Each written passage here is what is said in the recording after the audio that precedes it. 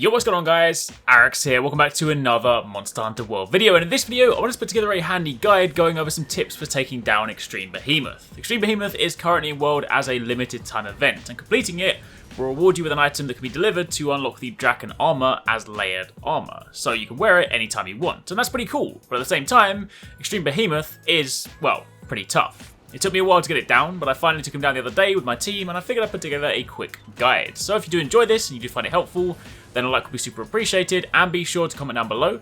Let me know if you guys have any questions, and tell me how you've been getting on. Also, don't forget that we still have the God of War PS4 Pro giveaway running. It ends next week, so if you haven't already entered, then be sure to click the link in the description box down below and follow the instructions to enter. Now, Extreme Behemoth, he's a tricky beast, mainly because this fight requires a great degree of teamwork and communication. Sure, people have soloed it, but largely speaking, if you're going to take him down, it's going to be as a group. Also in this video, I'm going to assume that you have at least fought the regular Behemoth first, so you have a broad understanding of the base fight mechanics. If you haven't seen that, then I'll link my other Behemoth guide down below. Now first up, let's talk about team composition. Tanking is still incredibly important in this fight, but so too is damage. There's a part in this fight which hinges on your team's ability to deal a good amount of damage in a short space of time, so as to avoid your team wiping. We'll go over that in a moment, but more broadly speaking, this is something you'll need to take into consideration when deciding on your loadouts. For the tank players, if you struggle with getting Behemoth's aggro, then Heavy Bowgun is still one of the easiest options, provided you stack 3 shields on it and have guard 5 and guard up on your armor. Then you can tank pretty much anything Behemoth throws at you, and thanks to your ranged ammo, it makes hitting the head that much easier. That being said, your other options are of course Lance, Gun Lance, or even Charge Blade. In the run that we completed last night, Zelda Hunter was our tank, and he ran Charge Blade. So ultimately, use whatever you feel most comfortable with, but holding Behemoth's aggro is incredibly important. Outside of that, for damage, in our team, I ran a Charge Blade set, and Devi Astaroth ran a Longsword set. Then our fourth member, Donkey, ran a Support Horn set, and this is something that also helped make the fight a great deal easier. Having someone solely focused on healing and keeping the team alive not only relieves a lot of the pressure, but it also means your other team members can focus on damage. Donkey healed us anytime we got hit, took off any blights we had, and kept us buffed with the horn, so it meant far less downtime between attacks. So those are things to consider when building your team. But now let's talk about the fight.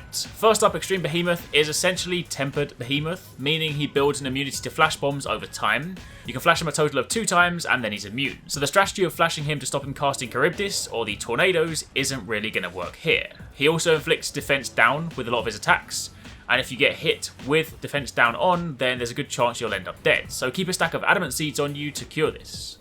Now in the first area, the main change here is that he will perform Ecliptic Meteor, whereas in the regular one, you don't have to worry about that until the second area. Right at the start of the fight, after he roars, he'll drop the first comet. Now keep in mind, if you see the flashing beneath you, it means he's nominated you to have the comet dropped on your head. But with this in mind, you can also then move it to essentially determine where you want it placed. Try to move to a decent location and don't place it up against a wall, since you'll need to sit behind this later on. In this area, it's really important to use the rocks. They deal really good damage, and if you can drop them both on his head, you'll be able to get through this area pretty quickly. Have your tank gain aggro, and then try to position Behemoth by the rocks, so you can use them for some easy damage. Additionally, when he casts Charybdis, the tornadoes, in Extreme, he does it much faster, and since he builds flash immunity, it's best not to use them early on. Also remember, flashing Behemoth also resets aggro or enmity for your tank, so that can make it a lot more difficult for that player. So try to avoid doing this. Much like Comet, when Behemoth starts casting the tornado, wind will appear beneath one player. If that's you, remember to move away and try to place it in a better location. The last thing you want to do is ignore it and find the tornado is placed in the middle of the map or on top of the comet. If you see this, just try to run away from your team and place it as close to the outside of the map as possible. It'll just make it much less annoying. Anyway, keep damaging Behemoth and eventually he'll cool down an Ecliptic Meteor. He drops down 2 comets in this room, so provided you've tanked him away from them, then simply hide behind one of them, survive, and move on to the next area. Phase 2. In this area, try to run in as a group because Behemoth loves to cast tornadoes at the door, blocking anyone left behind. In terms of differences, this area is largely the same as what you're used to, but keep in mind again, Behemoth casts tornadoes faster. He obviously hits harder, and if you don't keep on top of the aggro, then this room can become one of the harder ones since it can very easily get out of control. Same principle here, when the comet comes down, keep Behemoth away from it. He should drop 2 comets here, but there have been some runs where he's only dropped 1, so if that happens, it's even more important to keep the comet protected. Deal damage until he calls an Ecliptic Meteor, hide behind the rock, and move on. Now for phase 3, this is the one that caught us off guard for the first few tries. See, this area is a DPS check.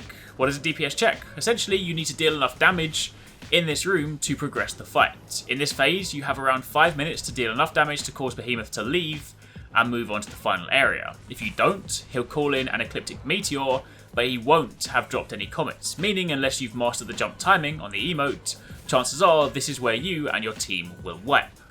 This is the part of the fight that DPS really is incredibly important. You don't have to worry about tornadoes in this room, so that's one less thing, but Behemoth does seem to have a new close range attack that can one-shot you, so keep an eye out for that. But largely speaking, if he's tanked, then you can just focus on dishing out as much damage as possible in the 5-minute timer. This is also where having a healer made it much easier for us, because it allowed us to be much more aggressive and just focus on damage without having to stop and heal. Keep this going, and provided you've done enough damage, Behemoth will then leave the area without casting Ecliptic Meteor. On to the final phase, phase 4. In this one, Behemoth becomes a real pain, so again, holding his aggro is incredibly important. The last room will either be the tiny crystal room where Nogigante sleeps, or the lava room where Teostra sleeps. Both are really small, and Behemoth loves to spam out his spells. In this room, it's especially important to try and ensure that tornadoes aren't dropped in the middle, so again, if you see it being cast on you, then move. The main thing to understand about this room though is that he'll do Ecliptic Meteor 3 times before he dies, and he'll drop 1 comet in between each one. So you have a comet to hide behind, but you only have 1, so you have to protect it. Deal damage to him until he calls the comet in, ensure he doesn't destroy it, and typically in this room, very shortly after he drops the comet, sometimes straight after, he'll do the Ecliptic Meteor. So once the comet comes in, ensure you're not too far away, and keep an eye out for the meteor callout. Hide behind the comet, survive, and repeat this process 2 more times. Some people have said that if you deal too much damage in this room through CC chaining, like sleep, para, and the like, there is a chance you can push Behemoth into the next Ecliptic Meteor threshold, which will see him do 2 back-to-back, thus leaving you with no comets to hide behind. So to avoid this, just work on dealing consistent damage and staying alive till the comets come in, and then just play it safe and use them to stay alive. Either way, repeat this 3 times, and after the 3rd Ecliptic Meteor, Behemoth will die, and that is the end of the quest. Now yes, this is a challenging hunt, and yes, it can very easily get hectic. It also means it's incredibly difficult to solo, but with a decent team setup, you really can start to get the flow down and control the situation. Shout out to my team for the run last night, Zelda Hunter, Donkey, and Debbie Astro. I really hope you guys enjoyed that video. Remember to hit that subscribe button and also click on the little bell icon to turn on notifications so you don't miss my next upload. Also, don't forget you can check out 269 and ParadiseCentral streaming over on Twitch 6 days a week. You can find a link to the multi-stream in the description box down below. Be sure to drop by and get involved. Thanks again for watching. Take it easy. Catch you next time. Peace out.